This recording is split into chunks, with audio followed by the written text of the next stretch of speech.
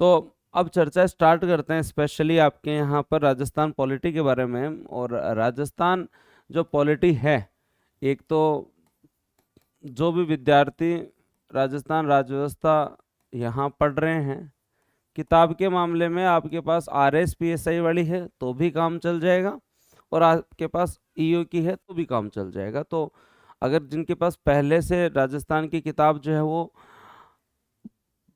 RS वाली है तो भी काम चल जाएगा, EO वाली है तो फिर चलना ही है। सबसे इम्पोर्टेंट मैं अभी भी कह सकता हूँ, अगर मैंने सबसे ज़्यादा मेहनत या की है तो वो यही किताब है। तो राजस्थान पॉलिटी में तो इफ बट ही नहीं है, कोई 1% ही ऐसा होता है जो कोई पहली बार ही आए तो अलग बात है, और अपनी किताब से जो है ऑलमोस्ट सारे जो कवर हो जाते हैं। राजस्थान पॉलिटी में एक चीज़ याद रखना, क्वेश्चंस का जो पैटर्न है, सबसे पहले आप सिलेबस को समझना। जो आपका सिलेबस है स्पेशली, उसे जब आप लोग देखेंगे तो आपको पता चलेगा कि इस सिलेबस में 3 पोर्शन है। 3 पोर्शन में जब हम पहला पोर्शन पढ़ते हैं तो वो है राज्यपाल, राज्यपाल के साथ मुख्यमंत्री, मुख्यमंत्री के साथ विधानसभा,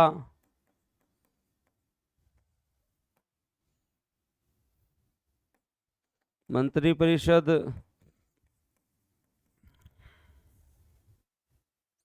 महाधिवक्ता, विधानसभा। ये एक पोर्शन है पहला। एक सब्जेक्ट को 3 भागों में एटलीस्ट आप बांट लेना, काम आएगा ये सब्जेक्ट, तभी पूरा होगा। और आपको क्वेश्चंस का भी पता चल जाएगा कि हाँ भाई यहाँ यहाँ से क्वेश्चन आपको जनरली मिलते हैं। ये जो पोर्शन है इसको जब आप लोग देखेंगे तो ये आपका सबसे ज़्यादा आर्टिकल वाला पोर्शन है, जो 213 तक चलेगा। जो कहाँ तक चलेगा? 213 तक चलेगा। और यहाँ आर्टिकल फैक्ट किसी चीज़ की कमी नहीं है। अभी मैं इसको और आगे बाइफरफिकेट करूंगा, ध्यान रखना। उसके अलावा आपका जो सेकंड पोर्शन है जिसके बारे में हम लोग जनरली चर्चा करते हैं, और वो आपके यहाँ पर पोर्शन है, थोड़ा सा ध्यान दें तो, उच्च न्यायालय, जो जो आपके यहाँ पर सिलेबस में मेंशन है, RPSC, RPSC आपके सिलेबस में है।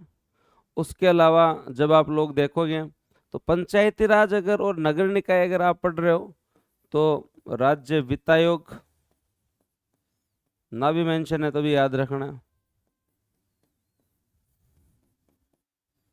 राज्य निर्वाचन आयोग,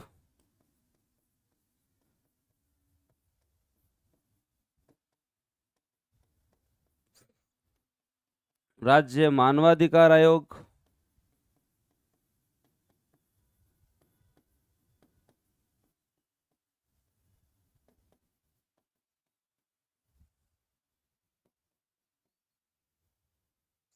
Lokayukta, human right commission, election commission, finance commission, Lokayukta. और एक आप लोगों का होता है राज्य सूचना आयोग। एक आपके सिलेबस में क्या है? सूचना आयोग।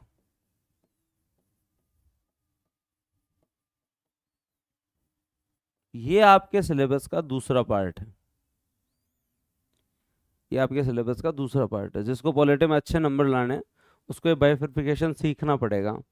और इस आपके सिलेबस के इस जो 3 पार्ट है इनको अलग अलग अप्रोच से पढ़ना पड़ेगा। ये हमें पता होगा तभी हम जो ज़्यादा नंबर ला पाएंगे।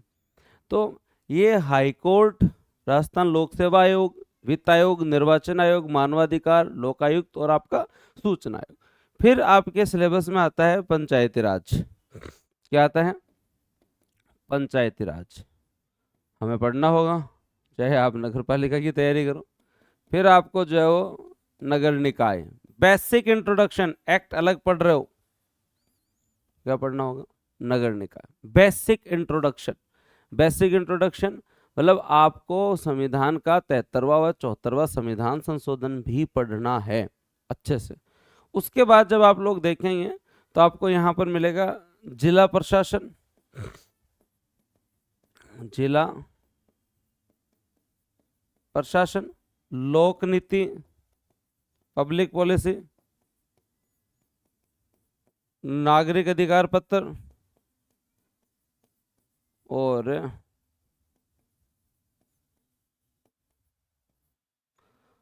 उसके अलावा एक टॉपिक है जो मेंशन ना भी हो ना तो भी मेरे कहने पे आप लोग जो पढ़ लेना, और वो है आपका सचिवालय, मुख्य सचिव और सचिवालय, मुख्य सचिव प्लस सचिवालय। ये तो पहले सिलेबस याद होना चाहिए, ये तो पहले आपको सिलेबस याद होना चाहिए कि ये मामला है। Part 1, part 2, part 3। पार्ट 1 है ये आपके सिलेबस का, पार्ट 2 है ये आपके सिलेबस का पढ़ने के तरीके से, ये पार्ट 3 है आपके सिलेबस का। सीधा भागना मत भाई, भागने से कोई काम नहीं चलेगा, भागना नहीं है। ये 3 पार्ट है आपके सिलेबस के, और हर पार्ट के लिए आपको अलग से अप्रोच रखनी होगी। इनसे संबंधित कोई भी चीज करंट अफेयर में दिखे हमें अच्छे से पढ़नी होगी। और पॉलिटिकल करंट अफेयर जो है वो आज आर्थिक और पॉलिटिकल करंट अफेयर बहुत ज़्यादा इंपॉर्टेंट हो गया। आपको करंट अफेयर में चीज़ें दिखेंगी, मैं भी देखो विद एग्जांपल चलूंगा। ये आयोग जो है ना वो करंट अफेयर में बने ही रहते हैं, ये वाला पोर्शन तो पूरा करंट अफेयर के अंदर बना ही रहता है। सबसे ज़्यादा अगर कोई पोर्शन है जो करंट अफेयर में बना रहता है वो ये है। हाईकोर्ट में अपॉइंटमेंट हो या हाईकोर्ट का कोई इनिशिएटिव हो, हमेशा करंट अफेयर में बना रहता है। आरपीएससी में अध्यक्ष बनना, कार्यकारी अध्यक्ष बनना, रिटायरमेंट होना, सदस्यों की संख्या बढ़ाया जाना बना रहता है। फाइनेंस कमीशन जो वो नया गठन होना उसकी रिपोर्ट आना बना रहता है। इलेक्शन कमीशन के द्वारा अब तो इलेक्शन करवाए जा रहे हैं। ह्यूमन राइट कमीशन के द्वारा काम, लोकायुक्त, सूचना आयोग, ये स्पेशली जो है वो दोस्तों करंट अफेयर में भी बने रहते हैं। मतलब पार्ट 2 ऐसा है जो हमें जो है वो करंट अफेयर के साथ भी जो है बहुत अच्छे से रिलेट करके पढ़ना होगा। या इसका करंट अफेयर में रोल बहुत है। ये एक ऐसा पोर्शन है जो बहुत आधारभूत है, जिसके अंदर केवल और केवल यही अगर कुछ हो तो करंट अफेयर का हो सकता है, उसके अलावा करंट अफेयर की संभावना है नहीं। यही कुछ हो तो करंट अफेयर का हो सकता है, पंचायती राज, नगर, और यहां अगर करंट अफेयर का हुआ ना तो गारंटी से प्रश्न जरूर आएगा। आप ये आरपीसी अप्रोच देख लेना, यहां अगर कुछ करंट अफेयर का हुआ तो इनसे लोग जिला प्रशासन और इनसे करंट अफेयर का बहुत कम पोर्शन मिलता है। यहां से अगर करंट अफेयर का हुआ तो डायरेक्ट क्वेश्चन आएगा। पता है आप लोगों को, पहले ग्राम सेवक का नाम चेंज करके ग्राम विकास अधिकारी किया गया, बार बार प्रश्न पूछा और धारावाहिक प्रश्न पूछा पूछा। फिर उसके बाद में सरपंच जो है और भी आपके यहाँ इनके लिए एजुकेशनल क्वालिफिकेशन को हटाया गया, डायरेक्ट क्वेश्चन आए। कुष्ठ रोग को जो गंभीर श्रेणी से हटाया गया, डायरेक्ट धारावाहिक क्वेश्चन आया कल परसों सेकंड ग्रेड में। यहाँ से करंट अफेयर आता है, यहाँ से करंट अफेयर के क्वेश्चंस जो है वो दोस्तों बनते हैं। उसके अलावा करंट अफेयर इस पोर्शन में अगर हम देखेंगे तो यहाँ जो है वो थोड़ा सा करंट अफेयर मंत्रिपरिषद में और एक विधानसभा में थोड़ी सी समितियां बनती हैं, वहां से कुछ क्वेश्चंस आते हैं। अब हम एक एक पे चर्चा करेंगे और आगे चलेंगे। सबसे पहले मुझे हर विद्यार्थी ये बताए कि ये बाइफर्फिकेशन किस किस को याद है, इसके बगैर काम नहीं चलेगा। नहीं तो आप बस केवल और केवल नोट्स या कोचिंग के हिसाब से पढ़ रहे, अपने हिसाब से नहीं पढ़ रहे। पहले मुझे ये बताओ, ये वर्गीकरण किस किस के दिमाग में बैठा है कि राजस्थान पॉलिटी जो हम पढ़ना स्टार्ट कर रहे हैं उस पॉलिटी के 3 पक्ष हैं। एक पक्ष जो आपके यहाँ पर पूरा का पूरा कॉन्स्टिट्यूशनल आर्टिकल वाइज पूरा का पूरा आपकी जो है वो राज्य की सरकार है। दूसरा पक्ष जो कम्प्लीटली इंस्टीट्यूट्स हैं, जिसके अंदर पूरा का पूरा जो है वो दोस्तों आपके यहाँ पर आयोग और हाईकोर्ट है। और तीसरा पक्ष जिसमें लोकल गवर्नेंस या आपके जिला प्रशासन, लोक नीति, सचिवालय व्यवस्था है। आई बात समझ में? याद है? सर छुट्टी मिल गई तो इंडियन पॉलिटी भी चालू करवा दो, सिलेबस हो जाएगा। फिर मेरे को झेल लोगे तुम इतने टाइम तक? हाँ, मजे ले रहे तुम। मतलब मेरे से पढ़ोगे 4 घंटे, खिचड़ी बन जाएंगी इन सारे सब्जेक्ट्स की। तो अभी 2 सब्जेक्ट बहुत है, नहीं बावड़े हो जाओगे 3 सब्जेक्ट पढ़ लिए तो।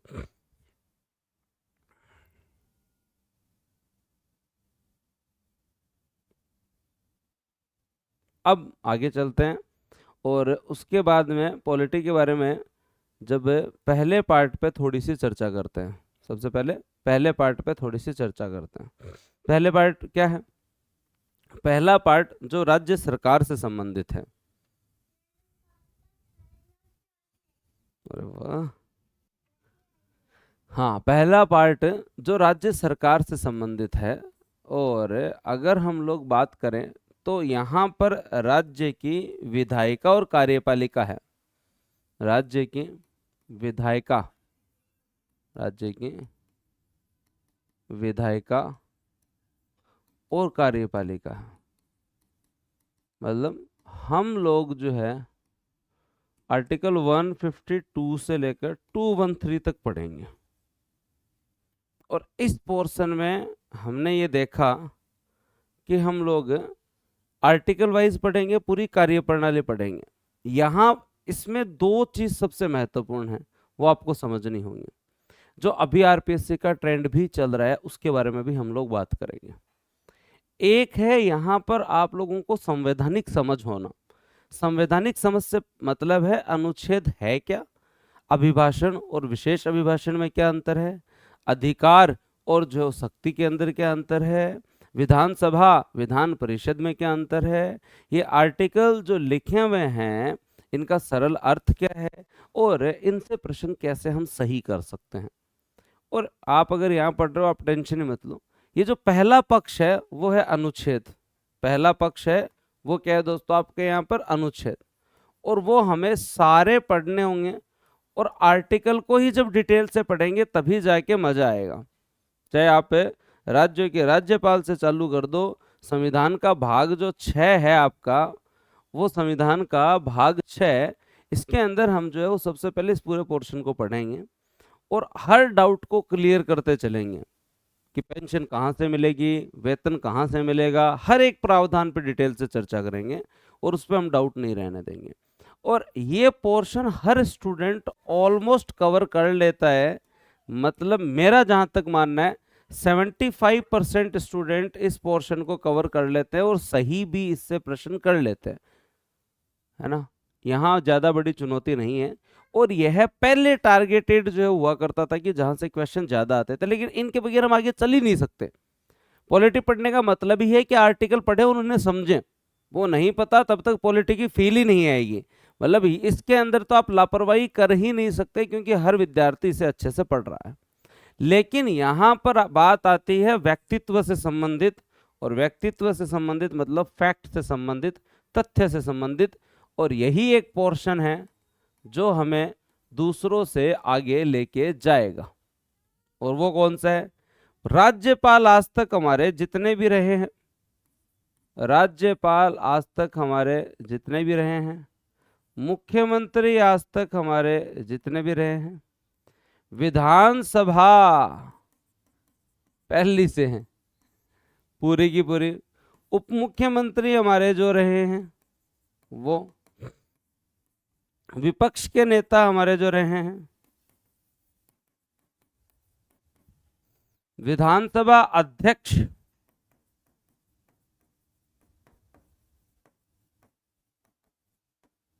विधानसभा उपाध्यक्ष,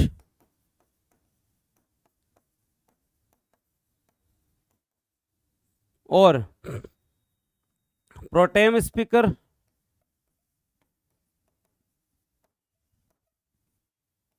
और महाधिवक्ता। ये नाम याद कर लो तुम। मैं इसमें विधानसभा भी ला रहा हूं, पहली विधानसभा से आप ये याद कर लो। विधानसभा तो है ये 8 लोग हैं ना, इनके चाहे 1800 फैक्ट तो बनेंगे नहीं, 8 के कम से कम 300 फैक्ट बनेंगे। ये हमें जो है वो याद करने ही होंगे। अगर आप मेंटली प्रिपेयर्ड नहीं हो कि सर मेरे को सारे सीएम का सीक्वेंस याद नहीं हो सकता, मेरे को गवर्नर का नहीं हो सकता, डिप्टी सीएम, विपक्ष के नेता, मैं इतने याद क्यों करूं, तो मैं आपको पहले दिन से कह रहा हूं आपको बुरी लग सकती है बात है, और आप जो है वो बहुत बड़ी लापरवाही कर रहे हैं, या फिर आप ईओ बनना ही नहीं चाहते हैं, या आप आरएस बनना ही नहीं चाहते हैं। नहीं, आप फिर गलती कर रहे हैं। आपको पता ही है कि एग्जाम के अंदर 2 क्वेश्चन इस पोर्शन से आते हैं, अगर 2 इससे आए तो आर्टिकल से 2 आएंगे ना, तो 2 प्रश्न यहां से आएंगे। और आप मेवाड़ के इतिहास में जितने नाम याद करते हैं ना, उतने ही नाम यहां पर हैं। वो आपको अच्छे लगते हैं, उनके साथ स्टोरी है ना, वो हमारा जो है वो इतिहास है, हमारा कल्चर है, उसमें शौर्य है, ऐश्वर्य है, कीर्ति है, पराक्रम है, इसलिए हमें वो अच्छे लगते हैं। यहां पर भी ये राजनीतिक गलियारों की चर्चाएं हैं, ये राजनीतिक फैक्ट हैं। यहां हमें इंटरेस्टिंग बनाना होगा, वो मेरी जिम्मेदारी है, मैं बनाऊंगा, हर व्यक्ति को याद करवाऊंगा। लेकिन उससे ज्यादा महत्वपूर्ण है मेंटली प्रिपेयर होना। मेंटली प्रिपेयर होना बहुत जरूरी है। टेस्ट वही बंदा खेल सकता है जो 2 दिन बैटिंग कर सके। T20 हर कोई खेल सकता है, T20 कोई ज्यादा मैटर नहीं करता। और हम किस परिस्थिति में कैसे खेल सकते हैं, ये बहुत ज्यादा इंपॉर्टेंट है। एबी डिविलियर्स को आपने देखा होगा कि बहुत फास्ट खेलते हैं, लेकिन एक इंडिया के सामने टेस्ट मैच था, हाशिम अमला जो उस समय खेला करते थे साउथ अफ्रीका की तरफ से, वो हमेशा से धीरे ही खेलते थे। लेकिन एबी डिविलियर्स ने वो मैच खेला और उसके अंदर शायद 29 रन बनाए थे, 300 350 बॉल खेल गए थे। बंदे को मैच बचाना था। अप्रोच हमें हर टॉपिक और हर सब्जेक्ट के अनुसार बनानी पड़ेगी। हम हमारी पढ़ाई के अंदर एडामेंट नहीं हो सकते कि मेरे से ये नहीं होता या मैं ये नहीं करता हूँ। मैं शब्द आपको हटाना होगा। आपके अनुसार माननीय आयोग, आपके अनुसार जो है वो आरपीएससी, आपके अनुसार पेपर या आपके अनुसार सब्जेक्ट नहीं चलेगा। आपको अपने अनुसार काम नहीं करने हैं। पढ़ाई हो सकती है, आप कितने घंटे पढ़े वो ठीक है, लेकिन ट्रेंड जो है या जो सब्जेक्ट की जो डिमांड है या आयोग की जो डिमांड है, उसके अनुसार हमें पढ़ना होगा। और वर्तमान की मांग यही है कि यहाँ से जो क्वेश्चन आ रहे हैं वो और ज़्यादा चैलेंजिंग होते जा रहे हैं। यहाँ से जो प्रश्न आ रहे हैं वो और ज़्यादा चैलेंजिंग होते जा रहे हैं।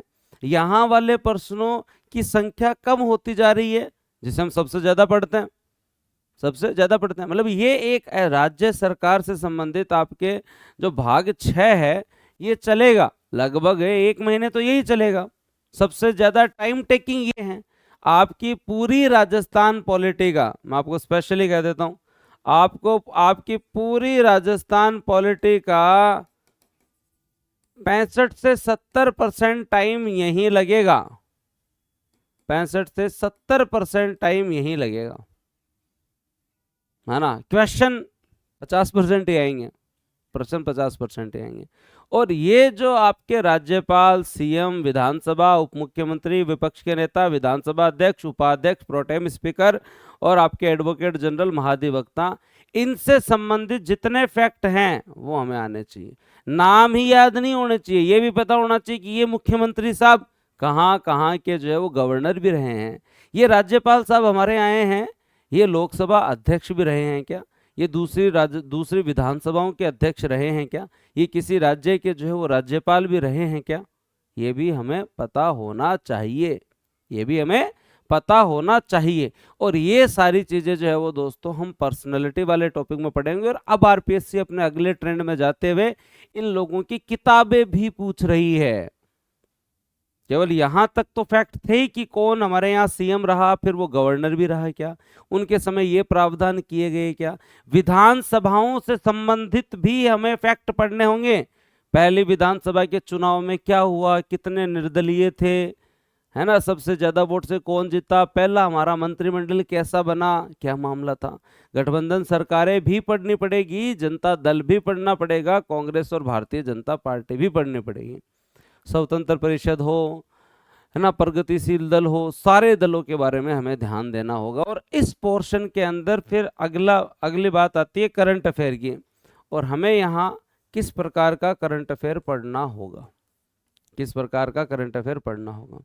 यहाँ जनरली जब आप देखेंगे तो करंट अफेयर के अंदर वो क्वेश्चन फिर करंट अफेयर का मान लो या पॉलिटी का मान लो, वो आपके ऊपर है ना। अगर आप उसे पॉलिटी का मान लोगे तो सही कर लोगे, और करंट अफेयर का मानोगे तो वो पता नहीं कहाँ गुम जाएगा, करंट अफेयर में पता ही नहीं चलेगा।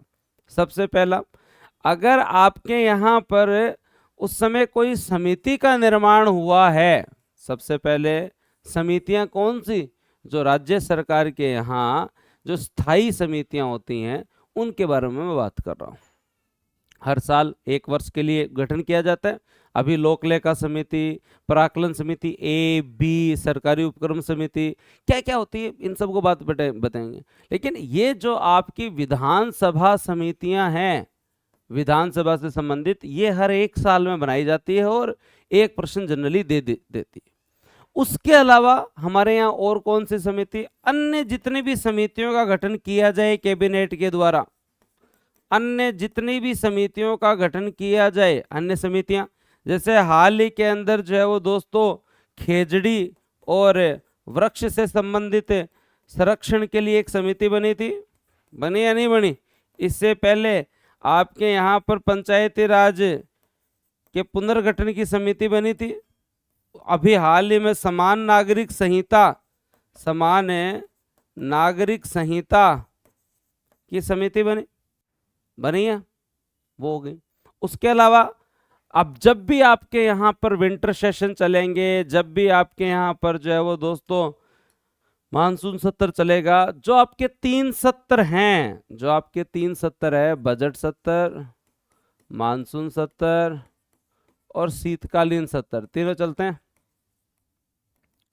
इन तीनों सत्र में जितने भी कानून लाए जाएं और पारित किए जाएं, बजट तो इकोनो करंट में आ जाएगा, लेकिन उसके अलावा जितने भी अधिनियम लाए जाएं या पुराने अधिनियम में जितना भी संशोधन किया जाए, पुराने अधिनियम में जितना भी संशोधन किया जाए, हमें याद होना बहुत जरूरी है। आएंगे आप देखना, कभी जो है वो अभी जैसे पंचायती राज और नगर निकायों में जो है वो संशोधन हुआ था ना, तो वो संशोधन हो गया। नगर पालिका अधिनियम में कोई संशोधन हो, किसी भी प्रकार का, राजस्व में हो, काश्तकारी के अंदर हो, या कोई नया अधिनियम बनाया जाए। पिछली बार अधिवक्ता संरक्षण के लिए अधिनियम बनाया था हमने, हमारे यहाँ जो है वो दोस्तों स्वास्थ्य के अधिकार के लिए हमने एक्ट बनाया था, जन विश्वास अधिनियम हम लोग लेकर आए थे। टाइम टू टाइम ये करंट अफेयर भी आएगा और ये हमें पता होना चाहिए, इसे भी हमें कवर करना पड़ेगा, इसे भी हमें क्या करना पड़ेगा, कवर करना पड़ेगा। जो चर्चा में होगा वहां से एक प्रश्न जरूर आएगा, नई समितियों का गठन हो या कोई नया अधिनियम हो, कोई अन्य समितियां बनाई हो। उसके अलावा आज से जब आप पढ़ रहे हैं, आपके एग्जाम तक सूजस के अंदर अगर कोई पॉलिटिकल चर्चा रहती है, सूजस में कई बार पेज आते हैं, है ना, तो विधानसभा का इतिहास आ जाएगा, कभी किसी सीएम साहब के ऊपर बड़ी 8-10 पेज आ जाएंगे, है ना, व्यक्ति पर आ जाते हैं, कभी विधानसभा के इतिहास पे आ जाते हैं, कभी स्वतंत्रता दिवस पे जो है वो आपको आ जाएंगे। वो भी आपका राजनीतिक करंट अफेयर ही है। मतलब आफ्टर इंडिपेंडेंस अगर हम बात करें, स्वतंत्रता के पश्चात जो भी है वो आपका राजनीतिक ही है। और अगर वो करंट अफेयर में चर्चा में है, बात पुरानी है, वो भी हमारे से संबंधित है, हमें पढ़नी पड़ेगी। तो सूजस में भी अगर कोई राजनीतिक बात हो तो उसकी गंभीरता बढ़ जाती है। गवर्नमेंट के एक तरीके से गवर्नमेंट का न्यूज़पेपर ही है, गवर्नमेंट की पत्रिका ही है, तो इसमें अगर है तो भी क्वेश्चन बन सकता है। तो ये 3 पार्ट मैंने आपको स्पेशली बताए हैं। यहाँ कॉन्सेप्चुअल समझ के साथ फैक्चुअल है, पर यहाँ पूरी ही फैक्चुअल है, कॉन्सेप्चुअल थोड़ा थोड़ा थोड़ा थोड़ा थोड़ा थोड़ा, और वो जो कॉन्सेप्चुअल है वो इधर आ जाएगा। यहाँ पूरा व्यक्तित्व का फैक्चुअल है और ये करंट अफेयर है। और ये पहला पोर्शन जो सबसे चुनौतीपूर्ण होने वाला है, जो लगभग जो है वो कितने टाइम चलेगा, लगभग 1-1.25 महीने चलेगा। ये 3 पक्ष समझते हुए पढ़ना है। तो पहला पार्ट किस किस को समझ में आया? पहला पार्ट किस किस को समझ में आया? हाँ, सिलेबस समझाना पड़ता है भाई, ऐसे सीधे रवाना हो जाएंगे तो क्या मतलब हुआ। आप करंट के साथ पढ़ाना हो, सूजस कहाँ से पढ़े? मैं पढ़ाऊंगा, मैं पढ़ाऊंगा, टेंशन मत लो, किताब तुम्हारी सारी आ रखी है। एक चीज मैं स्पेशली और बता देता हूँ, किताबों पे जो ऑफ था वो आज अंतिम है, हो गए सब कुछ। बस अब आज जो ऑर्डर करेगा उससे ही डिस्काउंट मिलेगा, उसके बाद अब वापस सामान्य प्राइसेस हो जाएंगे। जो 20% डिस्काउंट जो बुक्स पे चल रहा है वो आज समाप्त हो जाएगा। तो जो भी बच्चे पढ़ रहे हैं, जिन्होंने कॉम्बो नहीं मंगवाया है अब तक, आपके यहाँ पे EORO का वो मंगवा लेना, अभी याद हुआ है। साथ साथ में PYQ करवाना,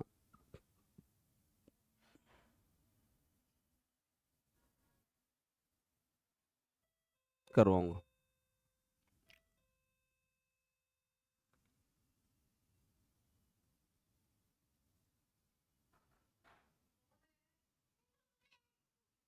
चलो करें चर्चा। आया ना समझ में? पहले मुझे ये बताओ कि ये जो मैंने तुम्हें पहला पार्ट बताया है आपके स्टेट पॉलिटी का, इस पार्ट को थोड़ा सा समझा? सुजस जानते नहीं हो तुम? राजस्थान सरकार की पत्रिका है, एक डेली आता है, वो आपका करंट अफेयर में इंक्लूड होता है। एक मंथली जो है वो दोस्तों आपकी पत्रिका आती है, और उसमें करंट अफेयर के साथ साथ अभी कभी आप लोगों को पहले तो, अभी तो थोड़ा कम आता है कंटेंट 2023-24 के अंदर, तो अगर आप देखेंगे ना 22-23 की तो उस समय तो सूजस विशेषांक आते थे। जैसे जनवरी का है तो जल विशेषांक आ जाएगा, कभी कभी शिक्षा विशेषांक आ जाएगा, कभी कल्चर विशेषांक आ जाता था, तो उसमें जो कंटेंट आता है वो भी हम पढ़ेंगे। ठीक है, आई बात समझ में? नहीं नहीं देवेंद्र जी, नोट्स आपके पास है, मैं तुम्हें याद करवाऊंगा बहुत बढ़िया तरीके से। पॉलिटी तुम 2 महीने पढ़ लोगे ना, उसके बाद में तुम कोई जान बूझ के भूल जाओ या भूलने का प्रयास करो तभी भूल पाओगे, सामान्य परिस्थिति में तुम पॉलिटी नहीं भूल पाओगे, ये मैं आपको आश्वस्त करता हूँ। अभी जो बैच में स्टूडेंट हैं उन्हें इसके ऊपर बुक्स 05 उनका कोड लग रहा है, और वो आज आज ही लगेगा, उसके बाद जो है वो नहीं लगेगा, यह मैं आपको इंश्योर कर देता हूँ। केवल किताबों से संबंधित, केवल किताबों से संबंधित ये 6 बुक का जो सेट है आपका, ये 6 बुक का जो सेट है, उस पे आप लोगों को बुक्स 05 बुक्स 05 नाम से कोड है, ये लगेगा, और ये आज रात 12 बजे तक लगेगा। उसके बाद में जो है वो आप वापस से आपकी किताबें वैसे ही।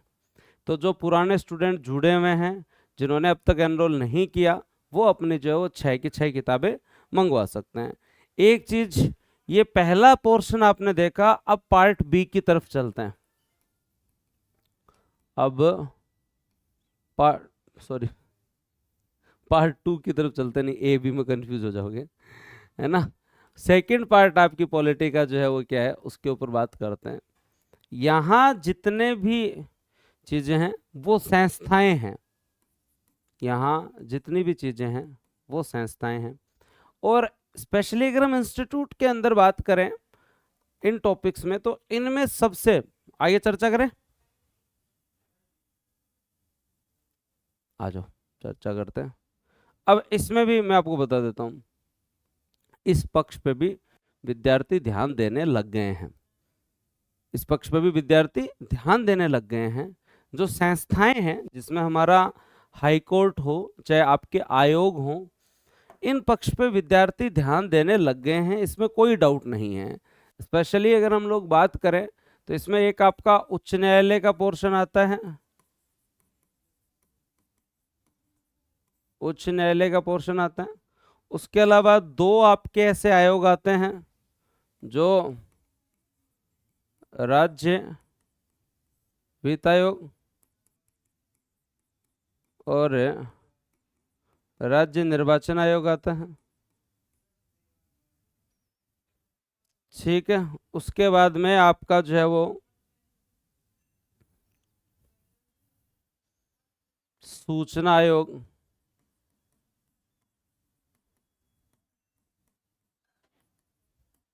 और मानवाधिकार आयोग और लोकायुक्त आता है।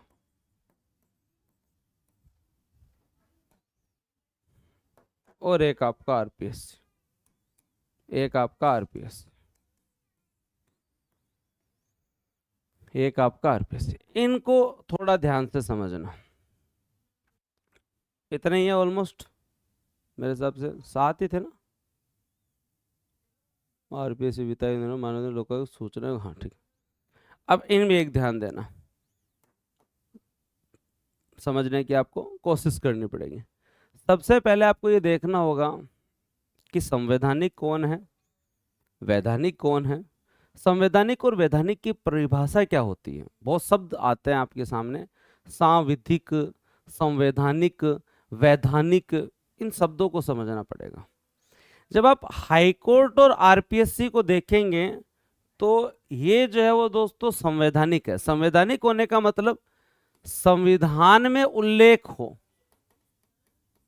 संविधान में उल्लेख हो, मतलब किसी अनुच्छेद में इसका प्रावधान हो, अनुच्छेद में प्रावधान हो, उसे हम संवैधानिक कहते हैं। और यहां आप जब देखेंगे सबसे ज्यादा टाइम, अगर मैं यहां मानूं जो टाइम लग रहा है उस टाइम के अंदर है आपका 40% टाइम इनमें ही लग जाएगा। 40 का मैं तो कह रहा हूं 50% टाइम इनमें लग जाएगा। 50% टाइम समय यही लगेगा, सबसे बड़े यही है। और 50% क्वेश्चन भी ये दो ही ले जाएंगे, हाई कोर्ट और आरपीएससी जो है वो 50% क्वेश्चन ले जाएंगे और 50% टाइम लग जाएगा। क्योंकि यहां पढ़ते समय हमें ध्यान देना होगा, अनुच्छेद से संबंधित क्वेश्चन तो आते ही हैं, पर ये जो टॉपिक हैं वो बहुत बड़े हैं। अनुच्छेद के साथ साथ हमें यहाँ पर पूरे के पूरे चीफ जस्टिस याद करने पड़ते हैं बहुत अच्छे से, हमें यहाँ पर अधीनस्थ न्यायालय बहुत ही याद करने पड़ते हैं। क्या है अधीनस्थ न्यायालय? अधीनस्थ न्यायालय के साथ साथ हमें पढ़ना होगा पीआईएल क्या है, हमें पढ़ना होगा लोकायुक्त, सॉरी पीआईएल क्या है, लोक अदालत क्या है, विधिक सेवा प्राधिकरण क्या है ना, ग्राम जो आपकी अदालतें लगते हैं वो क्या है, विधिक सेवा प्राधिकरण क्या है, विधिक सेवा प्राधिकरण क्या है, विधिक सेवा प्राधिकरण क्या है। तो इसमें बहुत सारी चीजें आएंगी और बहुत सारी चीजें आने के साथ साथ इसमें भी ये जो पोर्शन है आर्टिकल वाइज तो है ही इंपॉर्टेंट है, ये जो chief justice of Rajasthan high court हैं इनकी पूरी सीक्वेंसिंग और इनसे संबंधित सारे तथ्य याद करने पड़ेंगे कि हमारे राजस्थान हाई कोर्ट के ऐसे मुख्य न्यायाधीश कौन हैं जो अन्य हाई कोर्ट में भी मुख्य न्यायाधीश रहे हैं, ऐसे मुख्य न्यायाधीश कौन हैं जो मानवाधिकार आयोग के अध्यक्ष रहे हैं, ऐसे मुख्य न्यायाधीश कौन हैं जो सुप्रीम कोर्ट में जज रहे हैं, ऐसे मुख्य न्यायाधीश कौन हैं जो भारत के जो है वो दोस्तों आपके यहाँ पर मुख्य न्यायाधीश रहे हैं, सीजीआई बने हैं, या ऐसे मुख्य न्यायाधीश कौन हैं जिनके नेतृत्व में आयोग या किसी समिति का गठन किया हो, या सीक्वेंसिंग, या दोस्तों आपकी जो है वो सीक्वेंसिंग। और यहीं से आरपीएससी का है, आरपीएससी की स्थापना, उसके जितने भी अनुच्छेद हैं वो, उसके जितने भी अध्यक्ष रहे हैं या कार्यकारी अध्यक्ष रहे हैं वो, है ना, आरपीएससी की कार्य प्रणाली, इन सबको डिटेल, और इतने फैक्ट हैं इस पोर्शन के अंदर कि अध्यक्ष कौन रहे हैं, कौन कार्यकारी अध्यक्ष रहे हैं, कौन भारतीय सेवा से अध्यक्ष रहा है, कौन जो है वो दोस्तों भारतीय पुलिस सेवा से अध्यक्ष रहा है, कौन जुडिशियल सर्विस से जो है वो दोस्तों यहाँ पर अध्यक्ष रहा है, कार्यकारी अध्यक्ष जो रहे हैं टोटल आपके उनका क्या सीक्वेंस है, याद रखें। ऐसे अध्यक्ष कौन हैं जो मंत्री भी रहे हैं, ऐसे अध्यक्ष कौन हैं जो सांसद भी रहे हैं, ऐसे व्यक्ति कौन है जो सचिव और अध्यक्ष दोनों रहे हैं। यहाँ पे सबसे ज्यादा टाइम यहीं लगेगा, सबसे ज्यादा टाइम यहीं लगेगा। ये दोनों बहुत छोटे हैं, ज्यादा चैलेंजिंग प्रश्न नहीं आते हैं। इससे संबंधित क्वेश्चन आएगा तो वो इसकी अनुशंसा या रिपोर्ट से संबंधित क्वेश्चन आएगा, और तुम्हारा पेपर होगा तब तक चुनाव हो जाएंगे तो यहाँ से जो क्वेश्चन आएगा वो, क्योंकि इनको बने हुए इतना टाइम नहीं हुआ तो इनके अध्यक्ष तो 6-7 अध्यक्ष हैं, उनको आप याद कर लेते हो, उनकी पूरी सीक्वेंसेस बैठ जाती है, 7-8 लोगों को याद करने में दिक्कत नहीं आती है। प्रावधान ये भी संवैधानिक है, ये भी 73वें संविधान संशोधन, 73वें संविधान संशोधन के द्वारा जो है वो दोस्तों ये स्थापित है, तो ये भी संवैधानिक है, इनके भी संवैधानिक है, तो हमें याद करने पड़ेंगे। तो ज़्यादा यहाँ आर्टिकल याद करने की भी जरूरत नहीं है, काम चल जाएगा। बस इलेक्शन से संबंधित जितने भी आपके यहाँ नवाचार हैं, एसआईआर से संबंधित बात हो, और स्टेट में जो लोकल बॉडी के इलेक्शन हो, मुद्दे की बात ये है, यहाँ पे विधानसभा के इलेक्शन की बात नहीं हो रही है, वहां से क्वेश्चन आएंगे। पर अब सबसे बड़ी चुनौती है ये 3 आयोग, जो चुनौती पिछले 1 साल में बने हैं कि यहां जब तक संरचना पूछी जा रही थी, यहां जब तक पात्रता पूछी जा रही थी, यहां जब तक नियुक्ति पूछी जा रही थी, ठीक है, या इनके अध्यक्ष पूछे जा रहे थे, उनका क्रम पूछा जा रहा था, या कार्य पूछे जा रहे थे, तब तक कोई दिक्कत नहीं थी, नए ही हैं पढ़ लेते, क्योंकि ये सारे के सारे वैधानिक हैं। इनके लिए कानून आया है, संविधान में उल्लेख नहीं है। इनके लिए क्या आया है? वैधानिक या सांविधिक, स्टैच्यूटरी, लीगल या सांविधिक, मतलब इनके लिए कोई ना कोई कानून लाया गया है, इनके लिए कोई ना कोई कानून लाया गया है विधानसभा द्वारा पारित। इसमें सबसे ज्यादा चुनौती तब से बढ़ी है जब ये धारा के अनुसार प्रश्न पूछने लग गए। धारा 3 में क्या है, मतलब आर्टिकल से तो परेशान थे ही, उधर धारा चल ही रही है, इन 3 में धारा के अनुसार क्वेश्चन पूछने लग गए। धारा 11 क्या है, धारा 15 क्या है, मतलब क्वेश्चन की लैंग्वेज को टफ कर दिया गया है। तो आप जब ये सेकंड पार्ट पढ़ें तो आपके जहन में ये होना चाहिए कि स्पेशली हमारे पास 7 इंस्टीट्यूट हैं, जिनमें से 2 कॉन्स्टिट्यूशनल हैं जो कि प्रारंभ से ही हैं, 2 और कॉन्स्टिट्यूशनल हैं जो कि 73वें 74वें संविधान संशोधन द्वारा हैं, और ये नगर पालिका पढ़ते हुए हमें इनको पढ़ना ही होगा, ठीक है। सबसे ज्यादा टाइम टेकिंग हाई कोर्ट और आरपीएससी है, सबसे ज्यादा फैक्चुअल पोर्शन हाई कोर्ट और जो वो आरपीएससी के अंदर है, और उसके साथ साथ जो है वो यहां पर ही सबसे ज्यादा आर्टिकल है। इसमें इतना चैलेंज नहीं है। फिर अगला चैलेंज अब सूचना आयोग, मानवाधिकार आयोग, लोकायुक्त में बना, और चैलेंज कब से बना? यहां पूछ रहे थे तब तक कोई चैलेंज नहीं था, धारा से चले तब से दिक्कत हो गई।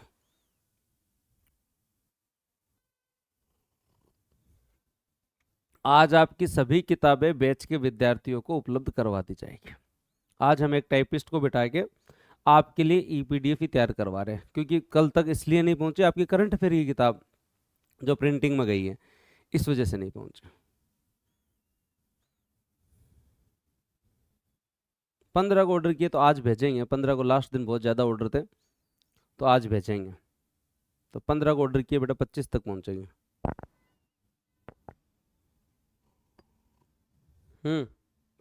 आई बात समझ में?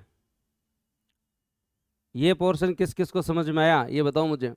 पार्ट 2 टाइम ज्यादा नहीं लगेगा, इसमें पूरा ही टाइम लगभग हमें 20 घंटे लगेंगे, उसमें से 10 घंटे ये 2 ले जाएंगे, 2 घंटे ये लेके जाएंगे, और 2-2 घंटे ये लेके जाएंगे। टाइम ज्यादा नहीं लगेगा।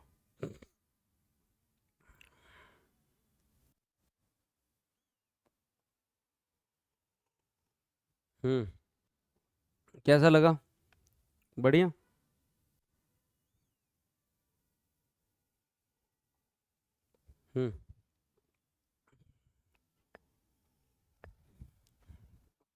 सर मुझे भी सुन लो एक बार, नहीं मार्केट में नहीं आई है, लेकिन सोमवार से आपके टेस्ट सेंटर पे रखवा देंगे, वहां से आप ले जाना अगर कोई जयपुर से लेना चाहे तो। समझ में तो आ गया? हाँ, पॉलिटी की पहली क्लास है बेटा जी, और उसी में हम चर्चा कर रहे हैं। पॉलिटी की पहली क्लास है और उसी में हम चर्चा कर रहे हैं। चलो अब आगे चलते हैं। अब पॉलिटी के बताओ ना, कहानी दिमाग में बैठी या नहीं बैठी? हम क्या क्या करवाएं उसके ऊपर भी बात करेंगे।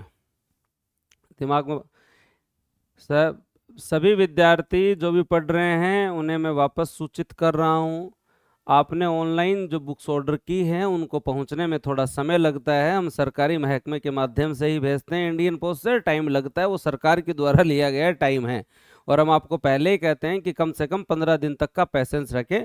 फिर कोई 1-2% ही ऐसे केस होते हैं जिनमें टाइम लगता है। दूसरी बात, क्लास में जो अभी पढ़ रहे हैं, आपका सब्जेक्ट चालू हो गया है। सोमवार से जब आपकी क्लासेस यथावत होंगी, तब तक आपको 6 की 6 किताबों की ई बुक मिल जाएगी। आप चाहे तो शेयर करो, आप चाहे करो तो उसे निहारो, चाहे उसे देखो, चाहे उसका प्रिंट निकालो, जो है आप जानो, आपको किताबें आपकी 6 की 6 मिल जाएगी। टेंशन मत लेना, आपको 6 किताबें मिल जाएंगी। उससे अगली इंपॉर्टेंट बात यह है कि हम आपको क्या करवाएंगे, हम आपको पढ़ाएंगे, पढ़ाने के बाद में आप लोगों को रिवीजन करवाएंगे, टेस्ट करवाएंगे, टॉपिक वाइज टेस्ट आपके इस बैच में देंगे। आगे बात समझ में? अब हम चलते हैं पार्ट 3 पे। अब हम चलते हैं पार्ट 3 पे। पार्ट 3, सबसे पहले लोकल गवर्नेंस में जब हम जनरली बात करें पंचायती राज और नगर पालिका की, पंचायती राज और नगर पालिका, पंचायती राज और नगर पालिका, आप जब देखेंगे, ये तो आप बहुत सारे लोग जो ईओ की तैयारी कर रहे हैं उनके लिए तो ये उनका सब्जेक्ट है, पर होता पता क्या है, आदमी यॉर्कर पे तो छक्का भी लगा देता है और सरल से लूज बॉल पे विकेट दे देता है ना, तो फिर धोखा होता है और कुछ नहीं होता। और ये स्पेशली जो है वो दोस्तों, मैंने 13 को ऑर्डर करी, मेरे पास 16 को आ गई, बहुत बहुत धन्यवाद। अब देखो इस चीज पे थोड़ा ध्यान दो। पंचायती राज और नगर पालिका का मैं आपको एग्जाम्पल क्यों दे रहा हूँ, स्पेशली जो विद्यार्थी हैं, मतलब टफ क्वेश्चन आया पॉलिटी के अंदर, फैक्ट से संबंधित है, आर्टिकल से संबंधित, वो तो कर दिया। ये पूरा पोर्शन ही ऐसा है जिसके अंदर बहुत ज्यादा टाइम टेकिंग नहीं है ये, और इन दो को छोड़ दे तो आगे वाले पोर्शन के अंदर तो जो है वो जिला प्रशासन,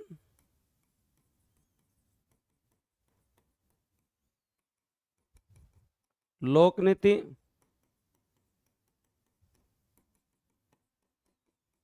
नागरिक अधिकार पत्र,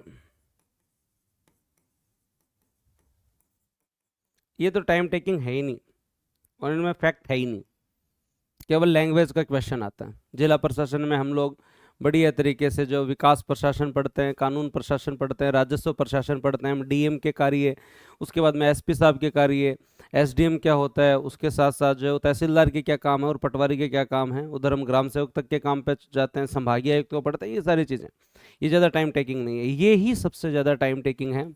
और इसके अंदर केवल संरचना पे मत जाना, इनके आर्टिकल्स का प्रॉपर ध्यान देना। आरपीएससी का नया ट्रेंड है, पहले जनरली सोचते थे आर्टिकल 243 के अंदर क्या पूछेंगे, ये आर्टिकल 243 में जितने अनुच्छेद है ना, चाहे आई हो, चाहे वाई हो, चाहे के हो, चाहे एल हो, चाहे एन हो, जितने अनुच्छेद है ना वो सारे पूछ रहे हैं।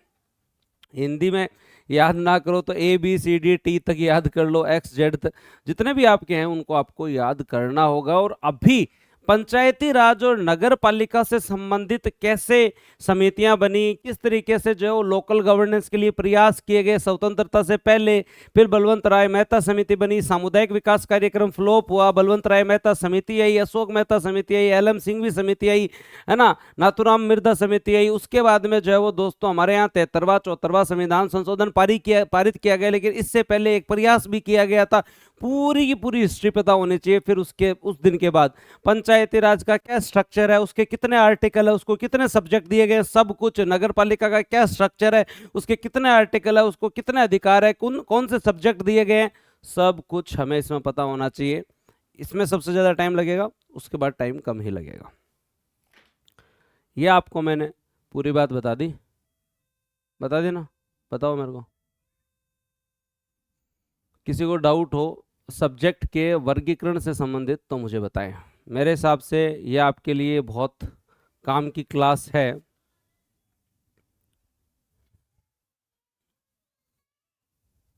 और ये आगाज बैच की पॉलिटी की जो है वो दोस्तों पहली क्लास है, और जिसमें मैंने पूरा बाइफर्फिकेशन बता दिया है। तो जो भी बच्चे एनरोल करना चाहें वो कर सकते हैं, और आपकी मर्जी। अब मेरे हिसाब से कोई डाउट नहीं है। याद हो गया क्या सर? पार्ट बी कितने दिन में होगा? 2.5 महीने पार्ट बी में लगे हैं, 2.5 महीने पॉलिटी में लगे हैं भाई, है ना। अब दूसरी बात, टॉपिक वाइज सब कुछ मिलेगा। हम मुख्य सचिव के भी क्वेश्चन आते हैं, सचिवालय व्यवस्था भी हम पूरा पूरा पढ़ेंगे। उसके बाद अगली इंपॉर्टेंट बात आपको बता देता हूँ, जो भी बच्चे टेस्ट बाईलैंग्वेज होंगे क्या, बता देंगे टाइम पे ये।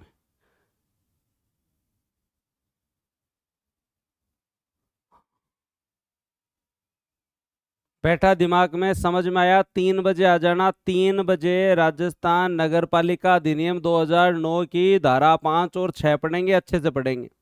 सारी इंफॉर्मेशन दे दी है, बैच के बारे में बता दिया, सब कुछ बता दिया, पढ़ लो आराम से। पीडीएफ में अपलोड करवा रहा हूँ, 3 बजे मिलते हैं, ठीक है। Thank you.